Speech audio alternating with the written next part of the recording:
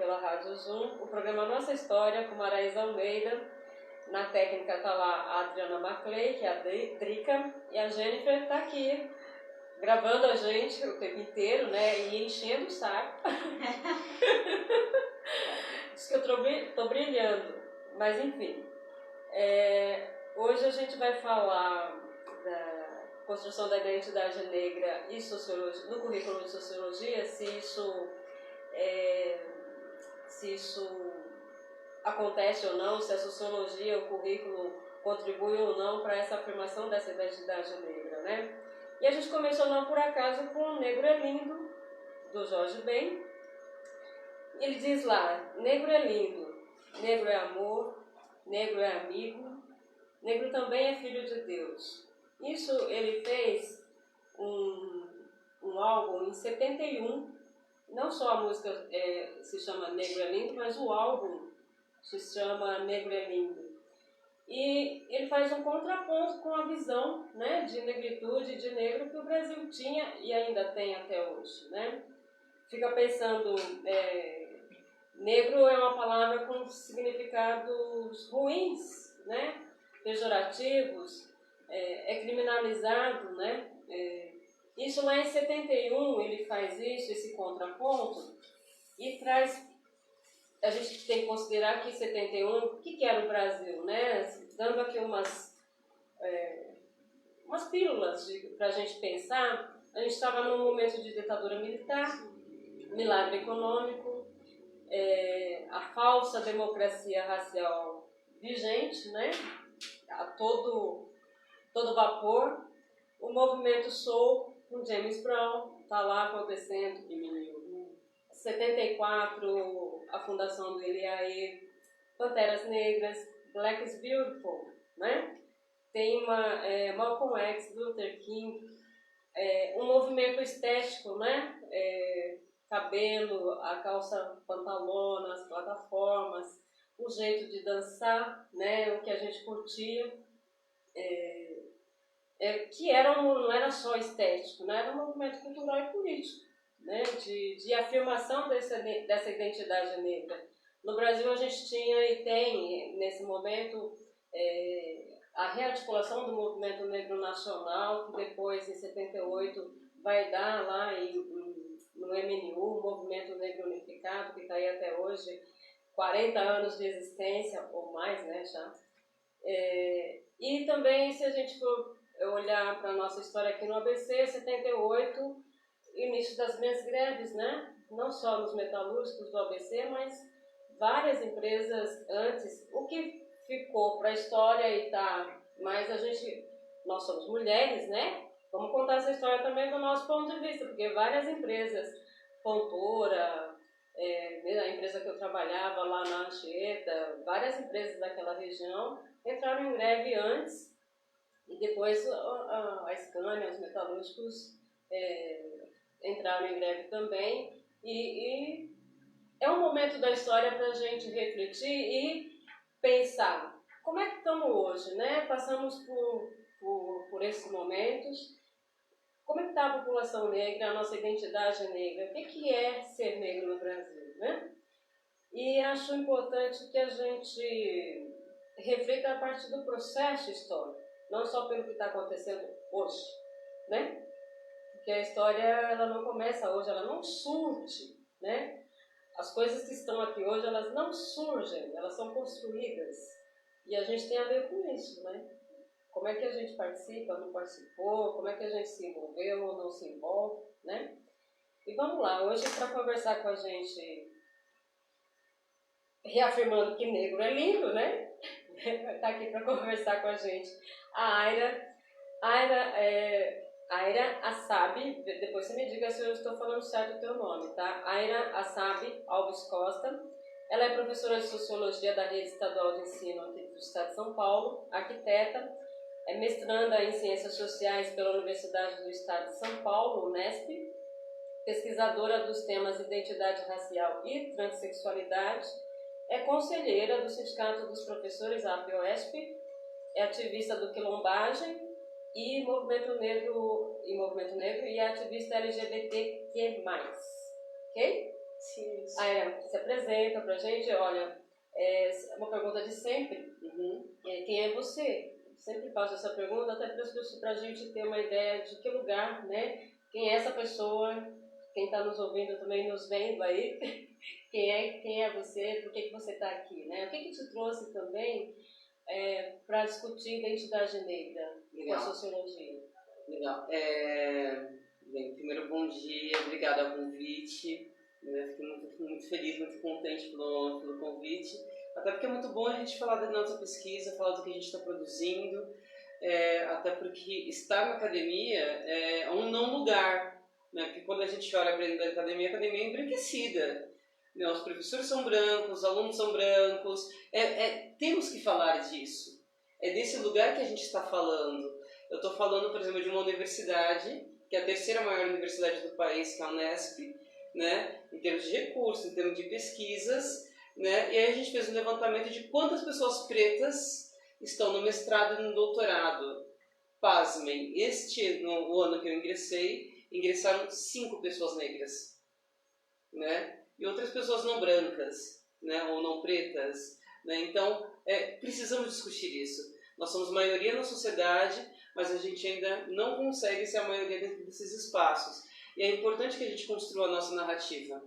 A universidade é um espaço de disputa, e se nós, pretos e pretas, né, as manas, gays, as trans, as monas, se a gente não tiver nesses espaços, a gente não vai ter nossa narrativa. Se tiver, vai ser uma narrativa construída pelo outro, que quase sempre não nos representa.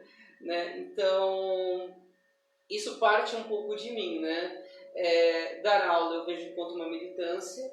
É claro que dali eu tiro o meu sustento, pago minhas contas, né? Mas dar aula para mim é uma militância. Porque cada vez que a gente entra na sala de aula, ainda mais eu sendo uma mulher preta, pobre, travesti, eu prefiro o termo travesti do que o termo trans, a gente pode discutir isso mais para frente, né? Qual dos dois temas, né? Isso está na minha tese de mestrado, né? Por que trans ou por que travesti? É uma discussão em voga, né? Ainda mais no movimento LGBTQI+. Cada vez, não vou falar que é fácil porque é uma resistência estar dentro da sala de aula, mas cada vez que eu estou ali, eu dou voz para aquele viadinho que está no canto, né? Eu dou espaço para aquela sapatão que não pode entrar dentro da sala de aula, porque ali o garoto vai ter que me respeitar. Ali o pai vai ter que me respeitar. Porque se ele não me respeitar, a gente atravessa a rua, a gente vai dar delegacia, e é fácil assim, é simples assim, e a gente não vai tolerar homofobia. Né? Então, eu acho que o fato de eu estar ali é doloroso, não é fácil. Se eu falar que é um espaço tranquilo, não é um espaço totalmente de conflito, né? Cotidiano, inclusive. Mas como assim uma travesti está dando aula? Né? Aí você vira e fala, tá, uma travesti com 3 graduações, com uma especialização, mestranda, quem sabe uma doutoranda no futuro, né? Então, é claro que isso me valida, né? Mas a todo momento a gente é questionado por estar nesses espaços, né? Então, acho que eu sou isso, né? Eu entendo o meu corpo enquanto uma ferramenta de intervenção social, meu corpo é uma ocupação, e essa ocupação está disposta a discutir que o corpo é esse, e como esse corpo se dialoga com esse universo, que é machista, cisgênero, homofóbico, enfim. Entrando nisso, eu queria que você dissesse pra gente, você falou LGBTQI+. O que é isso? Essa sopa de letrinhas. É uma sopa de letrinhas, mas que é necessária, né? Porque, por exemplo, se a gente colocar na cerne do movimento, o movimento passa por várias transformações ao longo da história, né?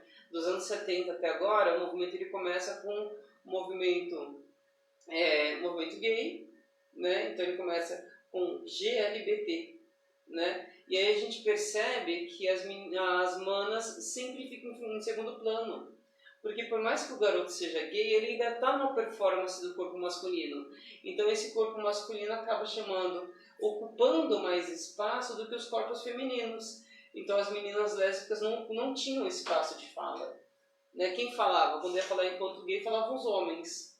Não que não seja digno, né? Mas vai falar numa perspectiva do corpo masculino, por mais que seja gay. né? E o corpo feminino como fica? Que é violentado, sofre abuso corretivo, não sei se vocês sabem, mas a quantidade de abuso corretivo em Santo André é monstruosa. Né? No Sindicato dos Professores, eu participo da Comissão de Opressões, então eu recebo esse conjunto de denúncias e tento encaminhar essas denúncias de racismo, transfobia, homofobia. E no ano passado eu recebi uma denúncia de uma menina de 14 anos que havia sido estrupada corretivamente pelo pai, pelo fato do pai descobrir que a menina era lésbica. Né? Então, é desta realidade que a gente está falando. E aí, quando surge a sopa de letrinhas, é nessa perspectiva. Fala, não, mano, as lésbicas têm que vir antes da população gay. Né? E só gays e lésbicas não contemplam esse universo, né, dessa multiplicidade de corpos. Né? Porque tem a pessoa que ela é bissexual, tem a pessoa que é não binária, né? Então ela não se identifica, ela, enquanto corpo, ela não se identifica nem com o corpo masculino e nem com o corpo feminino. Né? Dentro dessa etimologia social, a gente vai discutir o corpo cisgênero.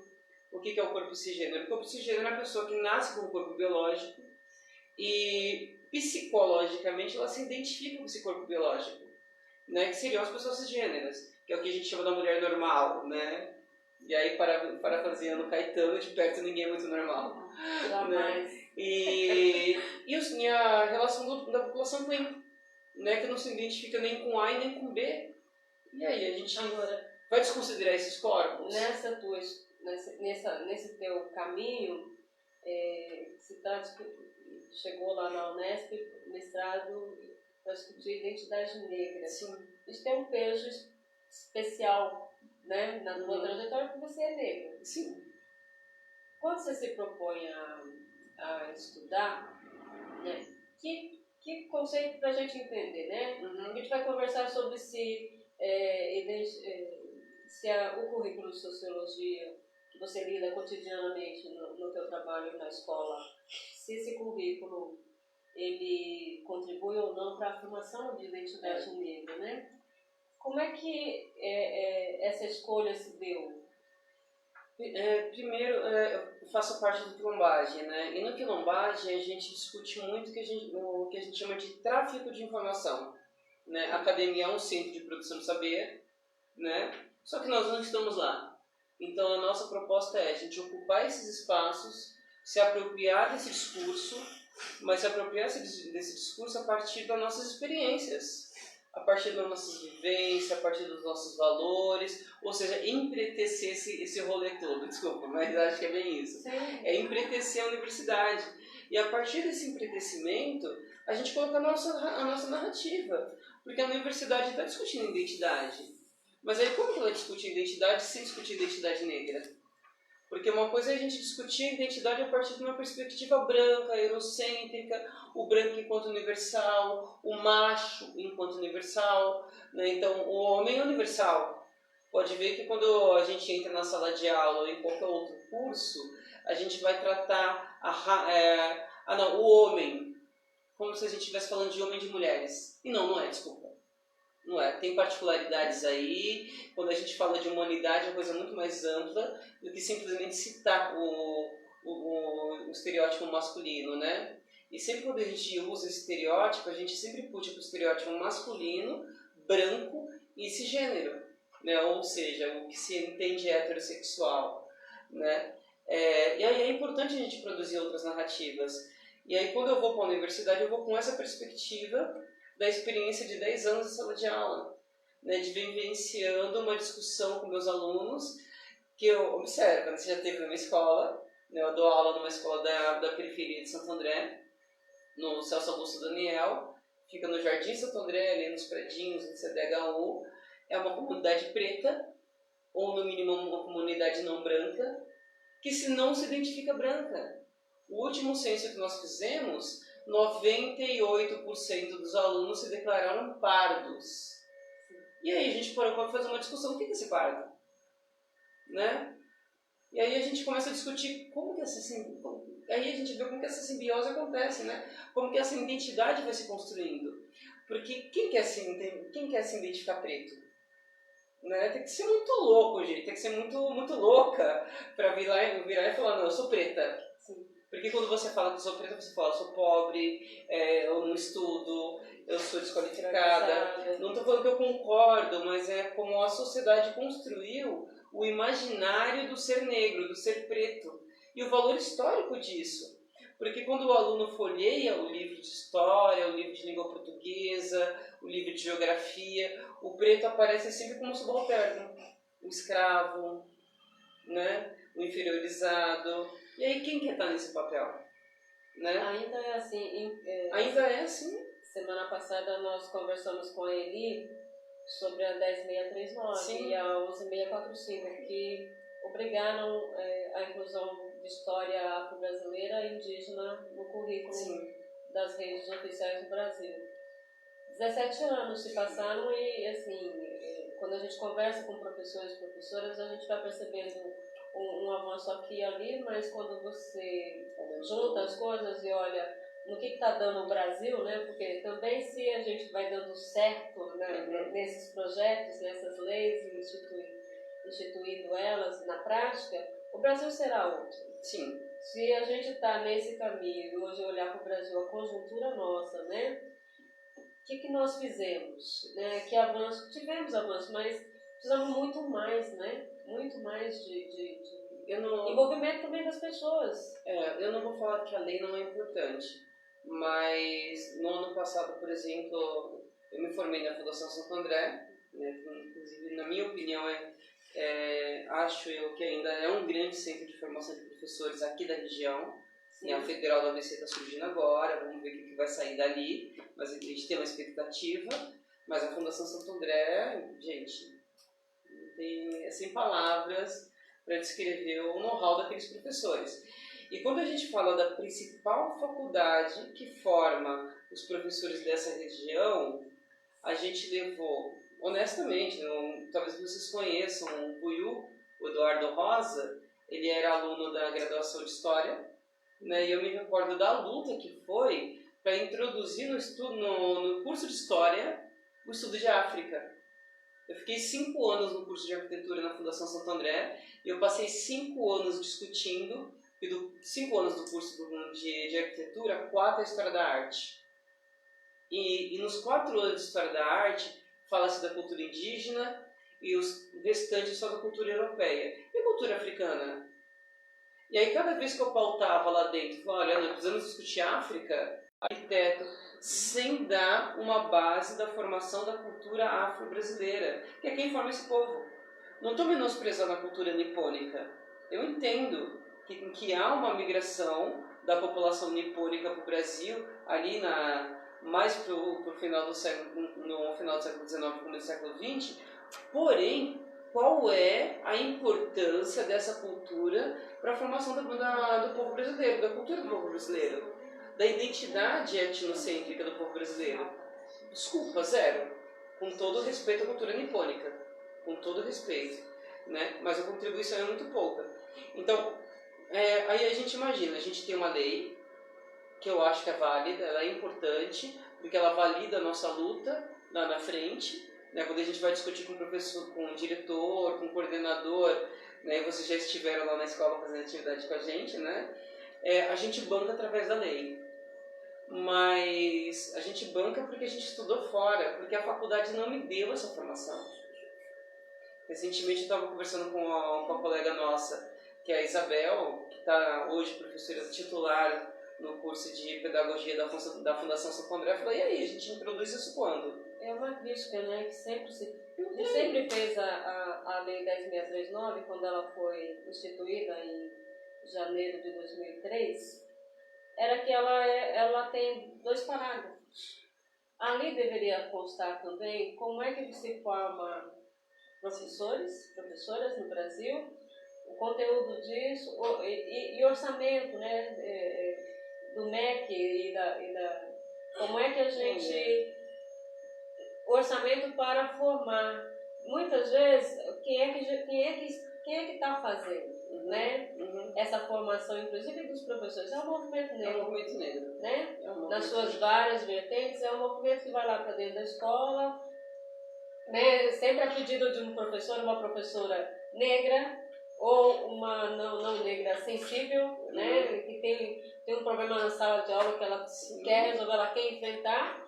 Quem está fazendo é o movimento negro, né? O papel educador que o movimento negro tem, mas não pode ser só isso, né? Aí a gente vê como que a universidade é negligente.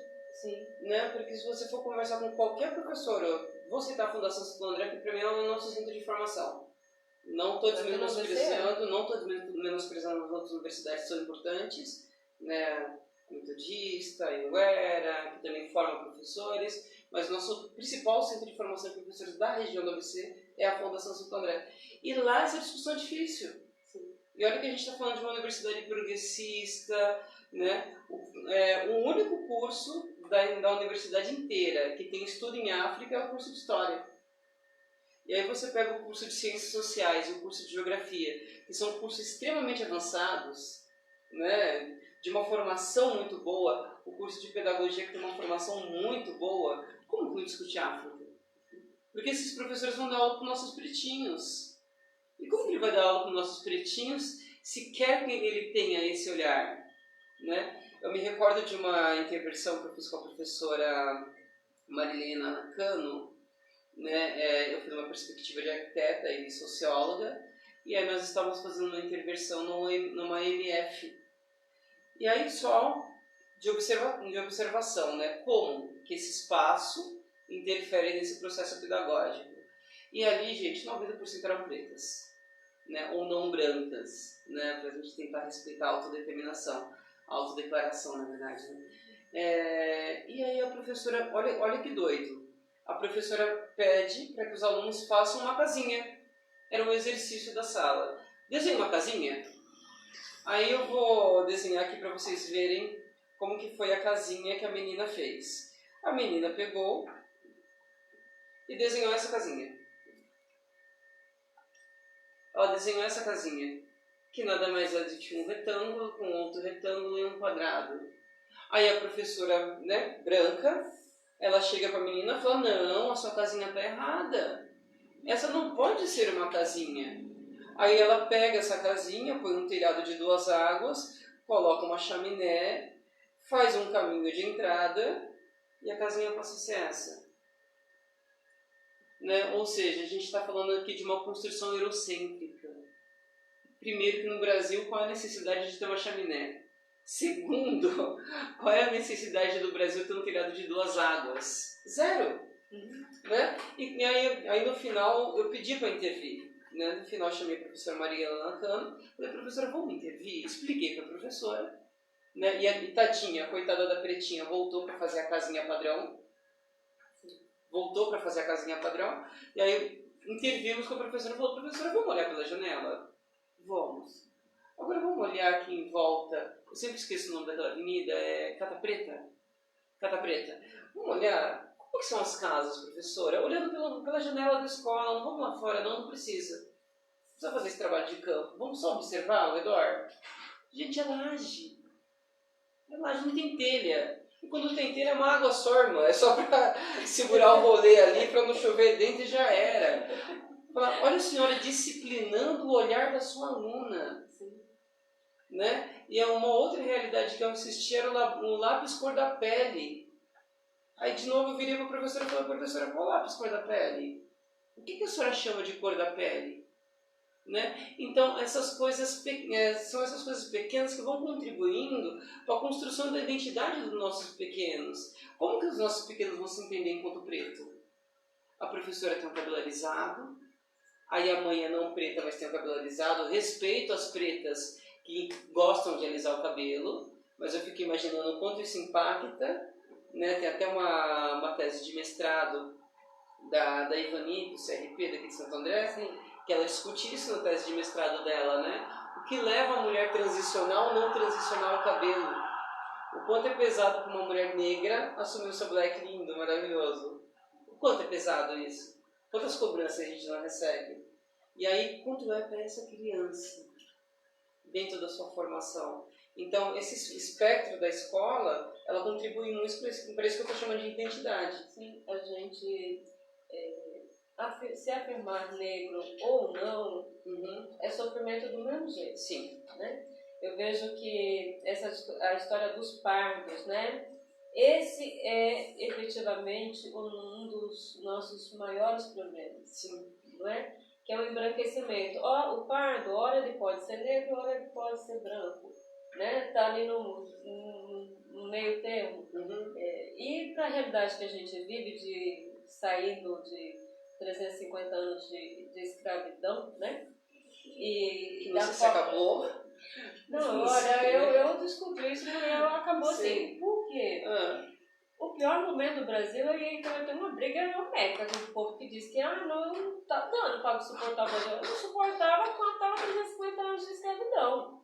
Porque aí eu não estava nem aqui, eu estaria provavelmente no Pelourinho, amarrada, mãozinha. Juntas, uma de cada lado apoiando. Porque é como eu estava dizendo no início, a gente precisa ver a história no processo dela. Sim. Porque parece que o mundo está caindo na nossa cabeça hoje. Não está, não. Não está. E o pior momento do Brasil, eu não sei se tem outro, que não foram os 350 anos de escravidão. E eu não quero, de verdade, dizer que aqueles meus antepassados não fizeram nada. Porque se eu disser isso, eu vou estar negando toda essa história, né, de resistência mesmo, de luta para mudar aquela situação. Eles conseguiram mudar. Agora, até porque se a gente pensa que dessa forma que estamos ainda escravos, a gente não consegue pensar a saída. Os caras estão certos, então.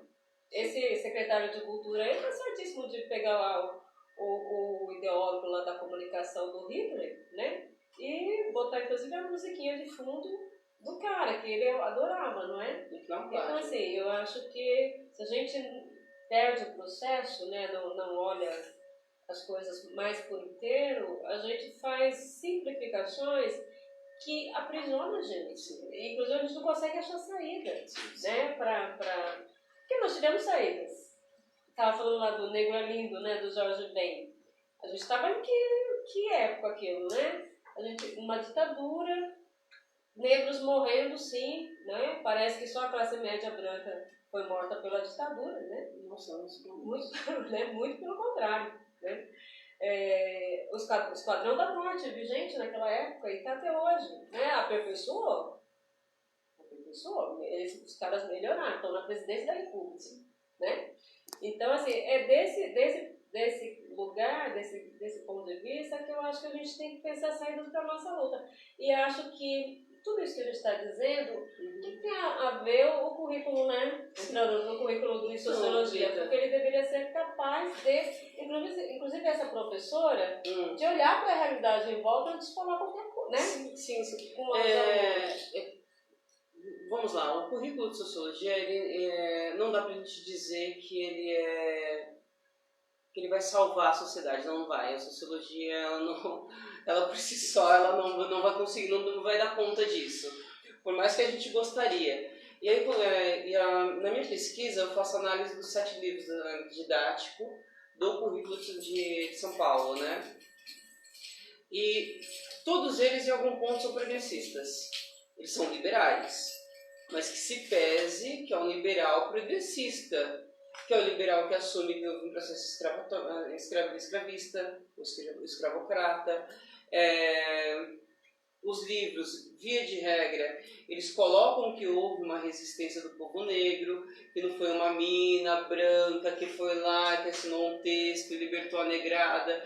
Via de regra, né, tem só um livro que dá uma negligenciada, mas os outros... Sim, mas os outros deixam claro que houve uma resistência do povo negro, do povo indígena, né? E tem um deles que eu gosto muito, que é Sociologia Hoje, que ele não só faz esse relato histórico, mas ele cita Clóvis Moura, que ele fala do processo de aglomamento, né? Que ele fala, estamos aqui, se estamos vivos por um processo histórico, né, de resistência, e essa resistência persiste. E aí quando eu falo que eu não sei muito bem se a escravatura acabou, é porque do meu ponto de vista ela se aperfeiçoou. Porque, vamos fazer uma análise, né? A preta que mora lá no Jardim Santo André, né, a mãe do meu aluno, ela ganha em média R$900, que é menos que o salário mínimo, ela leva 2 horas de deslocamento para ir, mais 2 para voltar, e ela passa 9 horas dentro do trabalho. Se a gente somar isso daqui, 9 com 4, né, eu sou de humanas, mas 9 com 4 dá 13. O dia tem 24 horas. Quantas horas sobraram? 11. Ela tem 11 horas para fazer manutenção da vida. Que vida que essa mulher faz manutenção? Né? E aí tem uma teórica da arquitetura que ela vai chamar, ela vai citar Clóvis Moura e ela vai chamar de o lugar de guardar a máquina de trabalho. Né?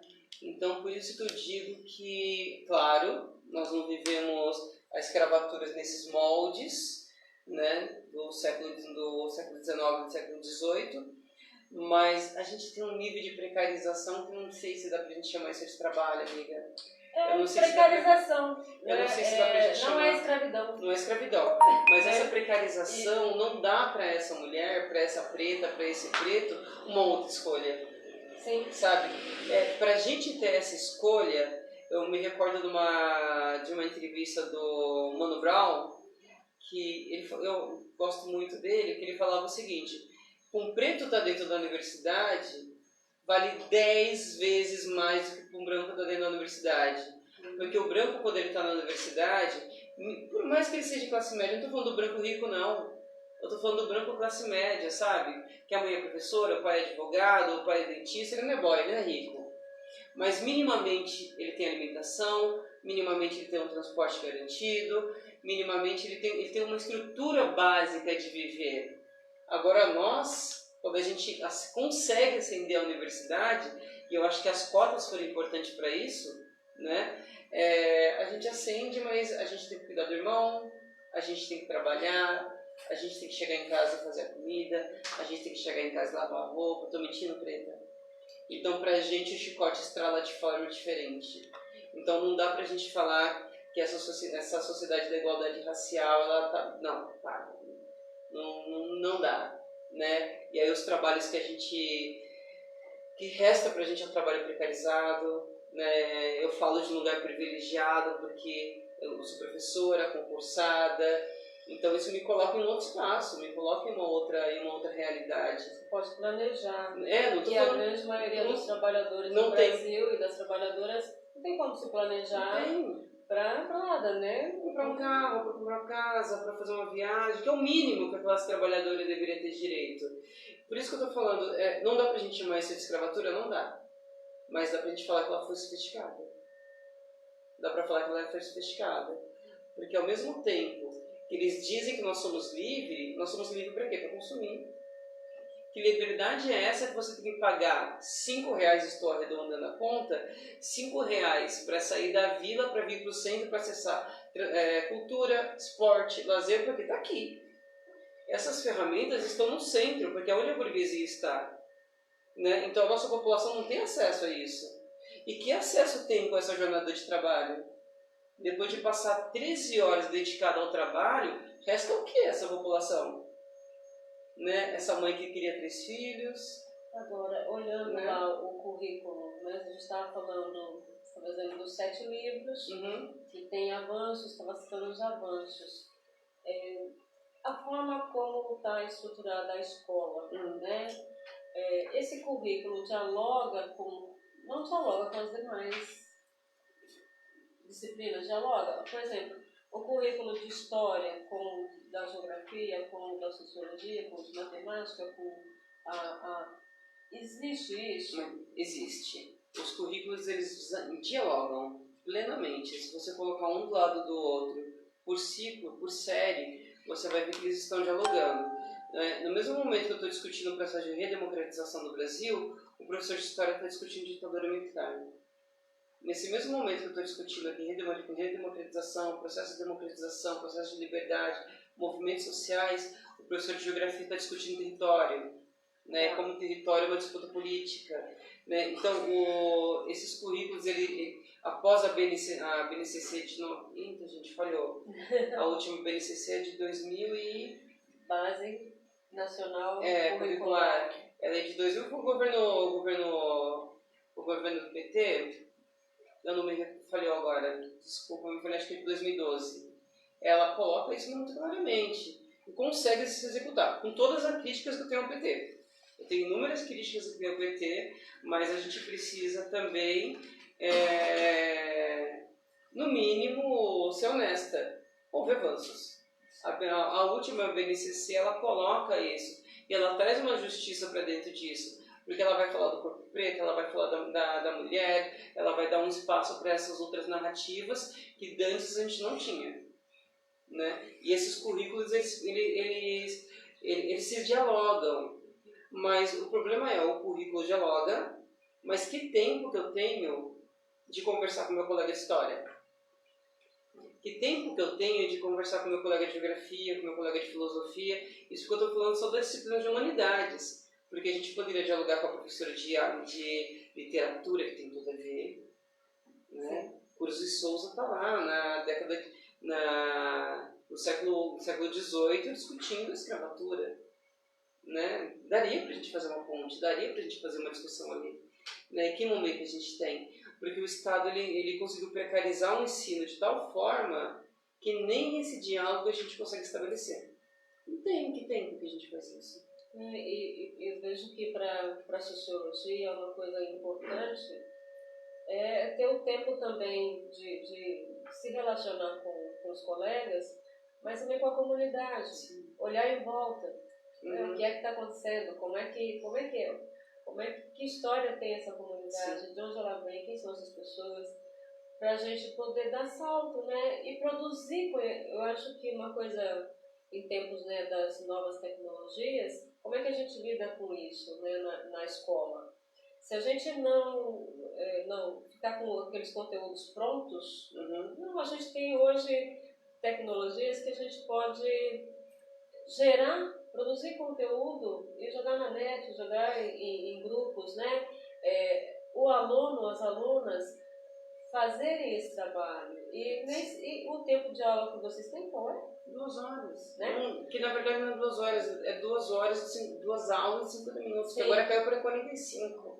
E que para a gente ter um trabalho como esse, deveria ter espaço de diálogo, né, dentro da escola para que as ideias viessem também. Né? Por isso que eu falei que eu vejo a escola primeiro como militância e como resistência. Porque se eu não visse dessa forma, a gente não se mantém, porque a gente adoece. Porque, olha que interessante, todo ano eu faço a discussão racial. Eu não deixo de fazer em novembro, porque nós estamos em novembro, porque a gente está morrendo. Sim. O nosso povo está morrendo todo dia. O genocídio está posto, né? A necropolítica está posta. O que é necropolítica? É uma visão do Estado de exterminar uma parcela da população, ponto. Né? Como que o Estado faz isso? Com a ação da polícia, né? Não dá para generalizar toda a polícia? Não dá. Mas a ação da polícia mata. A gente tem um caso do menino Lucas que prova isso. Quantos corpos foram achados quando foram procurar o corpo do menino Lucas? E se continuasse procurando, quantos outros corpos de crianças, porque é uma criança, tem 15 anos de idade, 14 anos de idade, 16 anos de idade, é uma criança, né? Quantos outros corpos a gente não encontraria? E quantas histórias a gente ouve lá na periferia do menino que sumiu, sabe? Ele saiu para fazer um rolê e o pretinho não voltou, né? Então, é uma estratégia de Estado aniquilar essa população, por isso que eu concordo com a ideia de necropolítica. E essa ideia de necropolítica está ligada não só à ação da polícia, mas também ao posto de saúde. Porque não é só o tiro da polícia que mata, ou numa briga de tráfico, ou numa briga de trânsito. Os meninos negros vem sendo mortos desde política de Estado, porque, observa, você esperar... Eu me recordo, antes de ser efetivo, eu tive uma... Usar os casos pessoais nem sempre é a melhor saída, né? Mas eu estava com uma gastrite. Aí depois de 3 meses eu consegui marcar como chama, gente? Um gastro. Marquei o gastro. Aí o gastro falou, olha, pelo sintoma isso é gastrite. Então eu vou te passar um remédio de gastrite e vou marcar uma endoscopia. Me ligaram 2 anos depois para marcar essa endoscopia. Isso é necropolítica. É o Estado decidindo quem ele vai matar. Se considerar que no SUS 67%, 70% que usa o SUS dados inclusive do Ministério da Saúde, é negra. Sim. Né?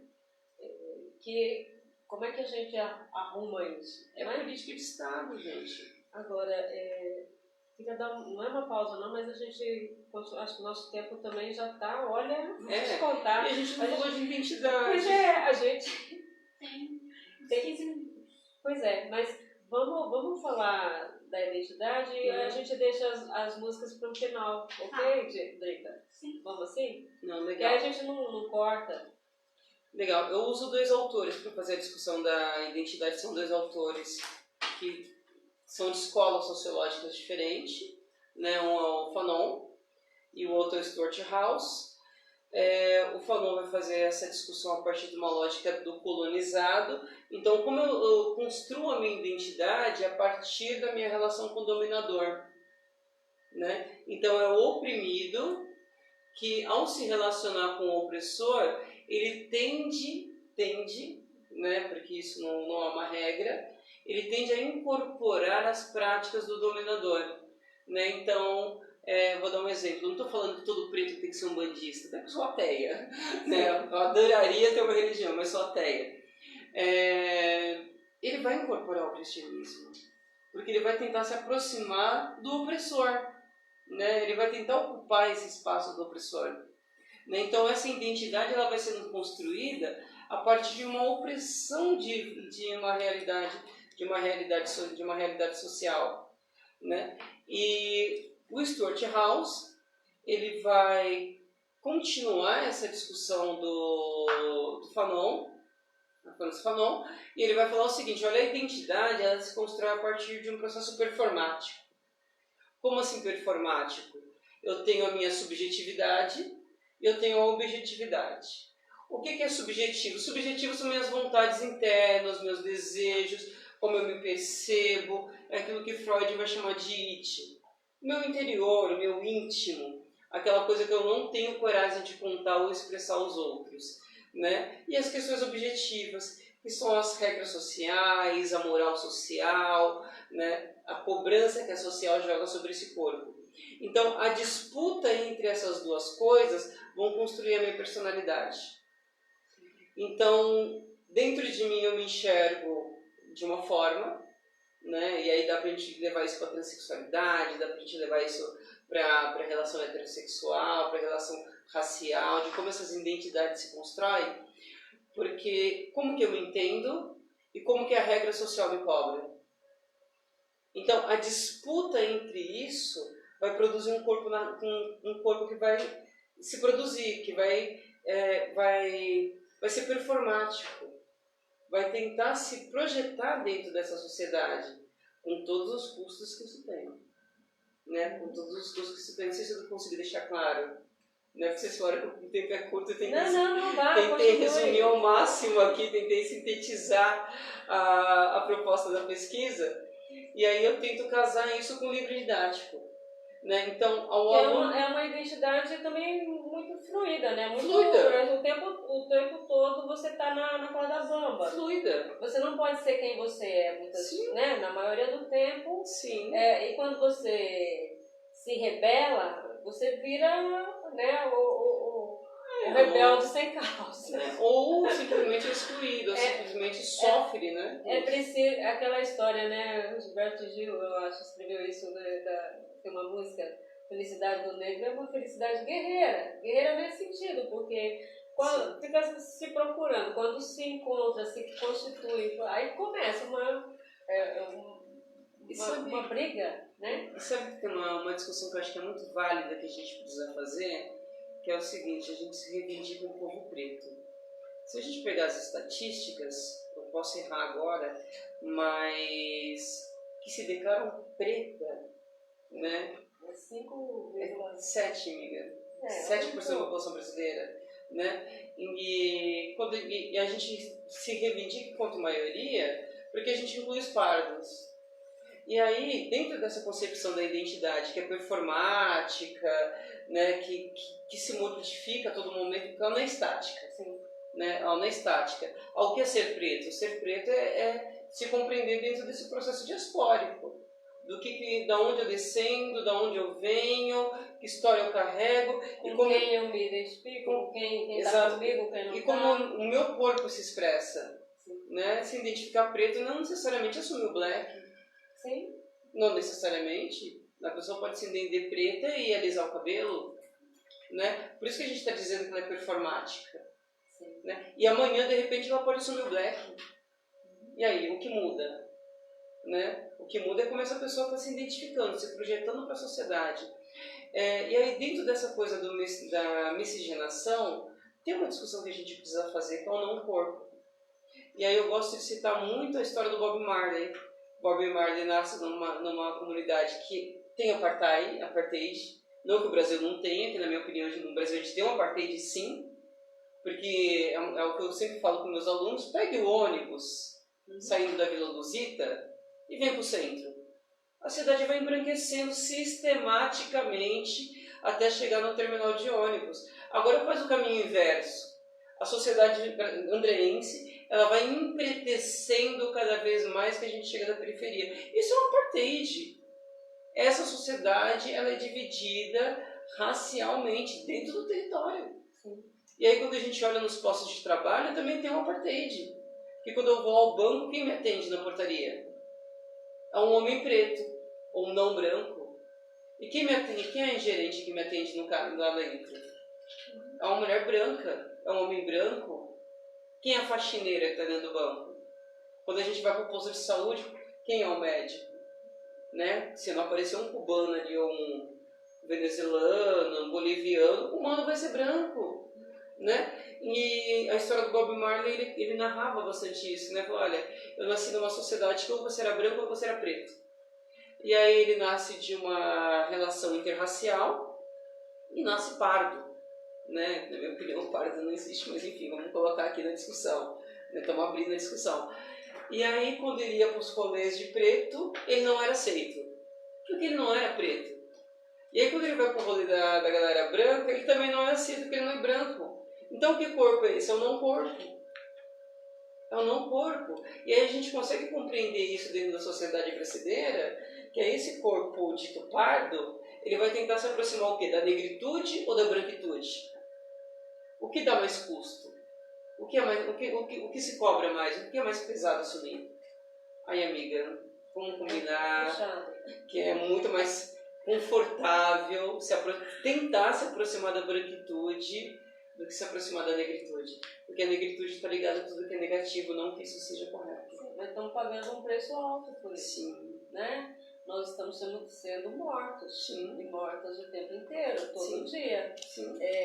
Estava dizendo, né? Um grande problema da nossa história é o embranquecimento, a miscigenação, tudo dado como natural. Né? É natural que tenha pardos. E eu acho bom, eu sempre, de vez em quando, faço algumas formações em relação à introdução do quesito cor, da pergunta qual a sua cor nos formulários para as políticas públicas, né? Formulários do SUS, da educação, assistência social. E é sempre porque perguntar a cor é sempre um problema. E as pessoas dizem, mas eu não sou parda. Então, não há consenso, não há. No movimento negro não há. E todo mundo tem razão. A gente precisa entender que essa história qual é a sua cor, preta, parda, branca, amarela ou indígena, é um momento, um recorte que o governo, o Estado, está querendo saber. Academia. Nem a academia, mas é o Estado mesmo. Assim. O Estado precisa fazer política pública, precisa saber qual é. E isso foi construído, essas categorias, branca, preta, parda, amarela e indígena, foi construído junto com os movimentos. Né? E até hoje se fez outros testes para ver o que dava e ficou isso. Combinamos até para a gente ter série histórica, né, dos dados e poder comparar. E vários institutos, todo mundo adotar essa metodologia e tocar para frente. Mas, na verdade, as pessoas querem resolver o preto, pardo, amarelo e indígena, toda essa questão da identidade, que é muito maior que isso. Se a gente for ver, né, nós não somos isso, nós somos negros. Nós poderíamos, quando chegamos aqui, nos trouxeram lá no navio negreiro, nós éramos Hausás, nós éramos Banto, nós éramos Cabinda, nós podemos, Iorubá, né? Nós podemos reivindicar essa identidade. Sim. Né? E há pessoas fazendo isso, né? Mas o tempo todo você tem estratégias acontecendo, coisas acontecendo, que você tem que olhar para isso, dá ou não dá. Mas eu gosto sempre, para tomar umas decisões, você olhar o que Milton Santos dizia. Não adianta a gente ficar olhando para o gente africano, para lá, tal. Nós somos negros no Brasil, brasileiros, nós somos né? Assim, o nacional. Se a gente não tomar de nós somos nesta nação, nós estamos aqui, neste território, que território, essa nação, ela faz parte da gente, a gente construiu em determinadas condições, né? A gente não vai se empoderar a ponto de disputar. Sim. Fazer as disputas que a gente tem que fazer. Porque por mais que a gente olhe para a África de uma perspectiva diaspórica, né, claro que a gente carrega muito de África. Quando a gente olha a corporalidade, né, quando a gente olha a performance desse corpo, a gente identifica muitas características de África. Mas não somos africanos, amiga, desculpa. Sim. Não somos. A gente nasce de um processo simbiótico, caótico, né? Caótico, sim, caótico, né? De encontro dessas raças, que na minha concepção é portuguesa, indígena e negra. Não vou nem falar africana porque acho que se amplia muito, né? E eu acho que a gente precisa compreender isso. Para compreender o que é raça e o que é negritude no Brasil, a gente precisa compreender a relação do encontro dessas três culturas. Eu não gosto do conceito raça, não gosto, até porque o conceito raça é um conceito construído pela academia. Né? Até o século XVII a gente não tinha um conceito de raça. Inclusive o conceito de raça ele é criado para justificar a dominação sobre um outro povo. Não, aquele povo é inferiorizado, ele tem um cérebro menor, ele tem capacidades físicas menores do que outro, então é para validar a dominação do branco. Então eu, enquanto socióloga, não gosto do quesito raça. Eu reivindico, enquanto antropóloga, eu reivindico muito mais do quesito cultura. Né? Bom, que cultura é essa que se manifesta? Que é performática, né? Que é estática? Sim, mas também tem isso é o ideal.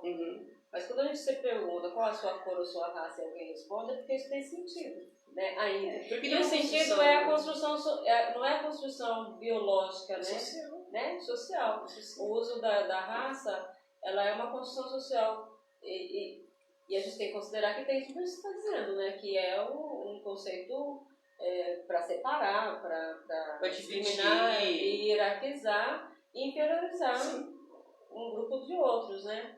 Mas enfim, olha, a gente está chegando no final, né? Que pena, né? Que pena, a conversa foi tão boa. Conversava até amanhã.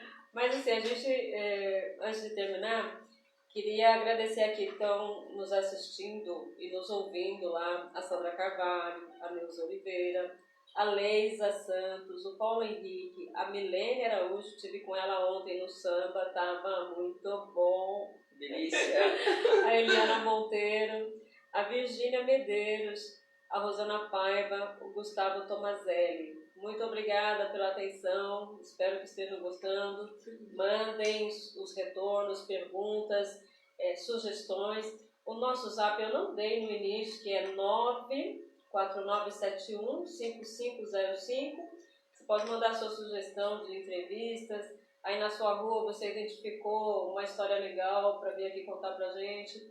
Mês de abril, a gente está pensando em fazer um especial sobre a cidade de Santo André, que é aniversário, né? Legal. Como é que é esse caminho do ônibus que a Aira contou pra gente? Como é que está essa população negra aqui em Santo André?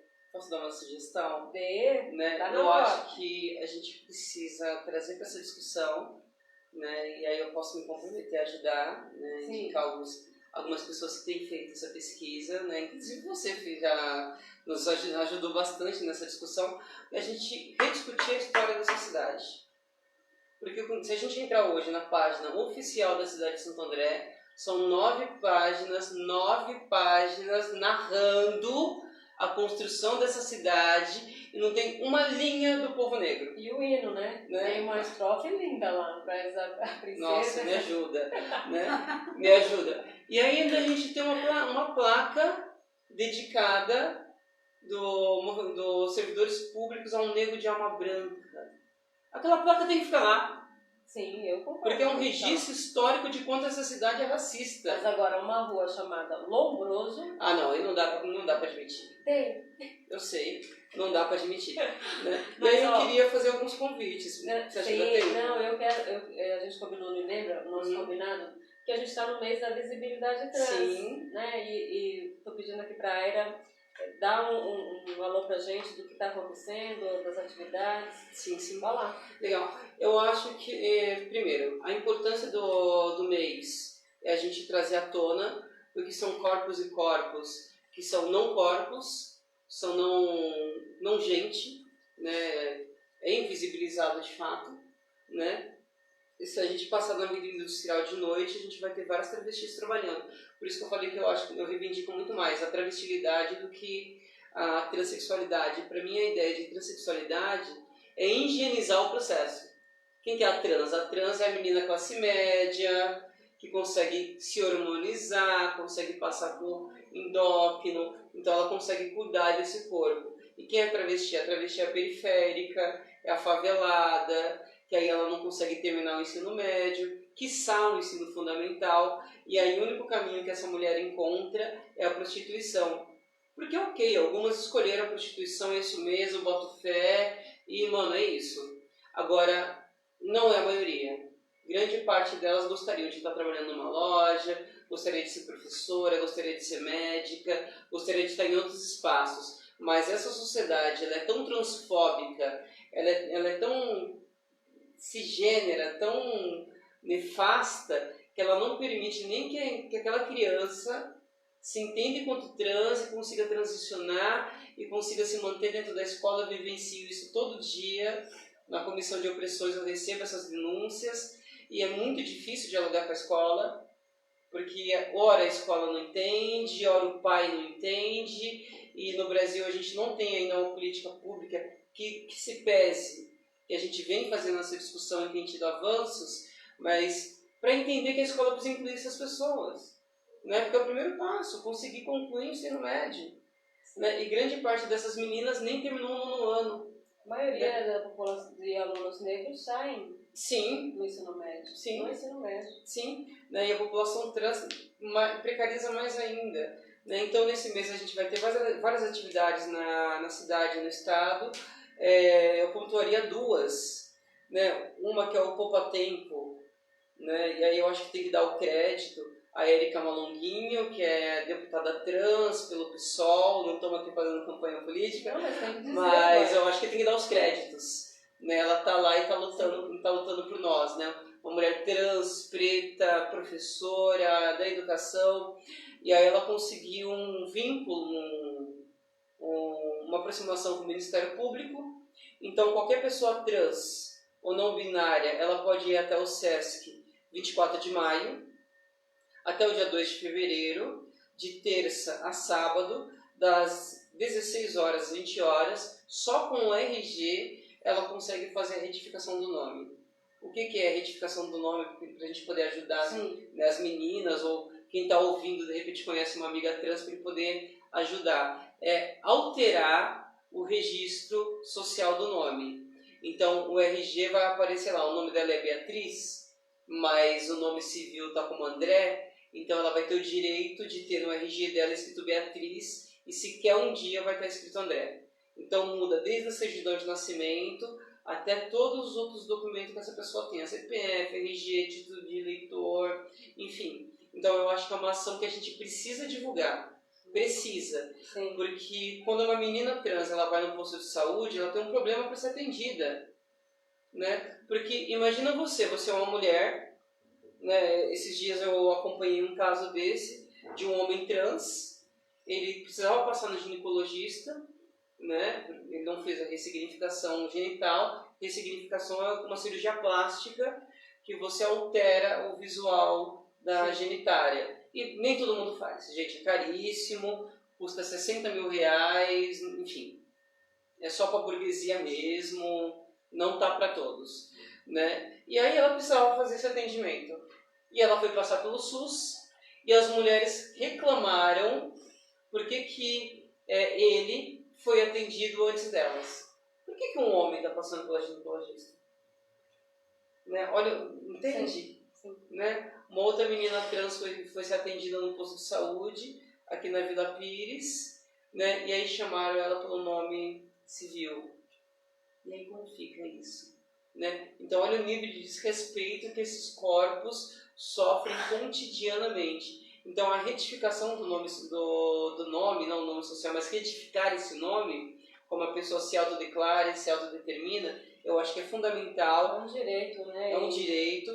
Tá aí até 2 de fevereiro, dá tempo, bora colar lá, vamos levar o RG, vamos divulgar isso daí para ajudar as manas e os manos. E a atividade que vai rolar aqui em Santo André no dia 28, 29 e 30, no saguão do Teatro Municipal aqui da cidade, que é para discutir a visibilidade trans. Então vai ter um café filosófico, vai ter debate, vai ter roda de conversa, né? E no dia 30 a gente vai fazer estou participando de alguma forma, faremos um show de drags. Né? Então vamos lá, vamos se soltar, vamos dizer que a gente existe, né? No teatro. Vai ser no saguão do teatro, ali onde tem aquelas exposições. Praça Sexto Centenário. Quarto centenário, né? Desce aquela escadinha. A partir de que hora? Isso. Ai, amiga. A partir das 18 horas, se não me falha a memória. Sim. A partir das 18, entre 18 e 19 horas, eu não encontrei aqui no comunicado, né? Acho que a galera da comunicação errou. Só tem a data. Oi? Para contato? Podem me chamar no WhatsApp. Posso passar meu WhatsApp? Pode. Tá, então meu WhatsApp é 11. Não, mas a gente está no mundo para isso. Tá Como eu falei, né? Olha pra cá. Como eu falei, a gente está no mundo para isso e a nossa vida é uma militância. Sim. E se for para ajudar uma irmã, se for para ajudar um irmão, estamos aqui. Agora para atender coxinha nós estamos de boa. Se for um coxinha pedindo... Não, estamos sem tempo, a gente... Mano, a vida tá aqui, ó. Né? Mas para ajudar a irmã, estamos aqui para se ajudar, até porque é assim que a gente resiste. Sim. É assim que o nosso povo está de pé até hoje. Né? Então meu telefone é 94177-2859. Eu vou repetir. 011 94177-2859. Chama aí que nós desenrola. E se precisar de ajuda, estamos aqui. Né? A gente está tentando, junto com a medicina daqui de Santo André, criar um abcentro, que seria aos moldes do Hospital das Clínicas, para poder atender essa população. Estamos no esforço. Até porque não tem uma regulação da portaria da saúde, isso dificulta muito. Porque o tratamento hormonal poderia ser público, não é, e aí tem menina que não consegue se hormonizar porque não tem, gente. Né? O tratamento ele custa em média R$80 por mês, e aí entre comer e se hormonizar, tu vai fazer o quê? E aí as meninas acabam caindo na mão das bombadeiras, né? O que é a bombadeira? A bombadeira é aquela menina que pega silicone industrial, que é silicone que você passa no painel do carro. Não estou de brincadeira, eu já assisti essas aplicações, e aí você é acordada porque não tem como dar anestesia. Quem vai te dar uma anestesia? E ela acha o músculo apalpando, né? Então você apalpa, você encontra o músculo, você insere uma seringa, injeta esse silicone, vai moldando esse silicone com a mão, enfaixa ele para dar o formato, e a quantidade de grito das irmãs você não tem noção. Porque dói. Imagina um líquido entrando no seu corpo para poder produzir um formato para você se identificar, para você conseguir chegar próximo daquilo com que você se identifica. Então é disso que nós estamos falando, é dessa realidade que a gente está falando, né? Só para finalizar, eu lembro de uma vez que eu fiz uma discussão com meus alunos, que eu falei o seguinte: como é o mês da visibilidade trans, então eu vou pedir licença para dar um pouco de ênfase nisso. Aquela travesti que está na industrial agora, ela é culpa sua, ela é culpa minha, ela é culpa sua. Cada um de nós que estamos aqui nessa sociedade, a gente tem responsabilidade daquela travesti que está naquela avenida. Aí o garoto virou para mim, eu posso falar palavrão? De leve, né? Porque, gente, a realidade é posta da forma que é. Sim. E aí o aluno vira para mim e fala, não, a culpa não é minha, eu não mandei ela dar o cu, a questão não é dar o cu. A questão é, quando ela estava na sala de aula e era aquele viadinho afetado, ou era aquela menina dita sapatão, né, machinho, ela era aceita? Ou na sua família, como que você lida com isso? Você tem lá o sobrinho, você tem seu filho, e como que você lida com isso? E a hora que a gente vai ver, essas pessoas são expulsas de casa. É seu vizinho, é seu sobrinho. Então você tem uma responsabilidade sobre isso. A gente tem uma responsabilidade afetiva sobre o outro. Quando a gente fala de diáspora, na minha opinião, é disso que nós estamos falando. E quando a gente fala de identidade, né? Eu só sou porque você é, Sim. né? O voto. A gente tem que se reconhecer, né? Sim. No outro. Eu sou muito do que eu me reconheço nela. E vice-versa. E aí não tem pra onde correr, né? A gente se forma na relação. O ser humano é... E se a gente não olhar para o outro com humanidade, com esse olhar, aí a gente não vai entender mesmo, a gente vai achar que... Aí a gente vai cair na lógica do capital. Aí a gente vai cair na lógica do liberalismo. Que é falar, não, o problema é dela, ela que escolheu. Mano, que escolha que ela teve, irmão? E ao ponto que ela chegou a esse dito nível de escolha, aonde estava você? Né? Porque quando uma travesti pega um ônibus e chacotam ela, o que você faz? Você senta no banco e fica quieta? Porque ontem mesmo, eu estava saindo do rolê, o mano estava agredindo uma amiga, eu chamei o bonde e falei, a gente vai deixar agredir a mina ali? É disso que a gente está falando. Quando a gente fala de sonoridade, a sonoridade tem que ser na prática, irmão, desculpa. Falar de feminismo trans, falar de raça, é muito bonito, parça. Mas a gente colocar na prática, ir lá ajudar o nosso irmão a montar o barraco, que é isso, na minha opinião, irmã, é isso que está faltando pra gente. Sim. A gente olhar um pouquinho para trás, eu lembro da minha infância, que a gente juntava a quebrada e ia lá bater a laje do vizinho. Tô mentindo? Né? A gente, no final de semana, a gente ia tomar uma cachaça, eu não tomava porque era criança e não podia, mas comia feijoada para levantar a parede do cômodo do vizinho, que ele precisava de um quarto a mais porque a filha dele engravidou. E a gente perdeu nossos referenciais diaspóricos. A gente está se reivindicando enquanto preto, mas acho que a gente precisa olhar um pouco para trás.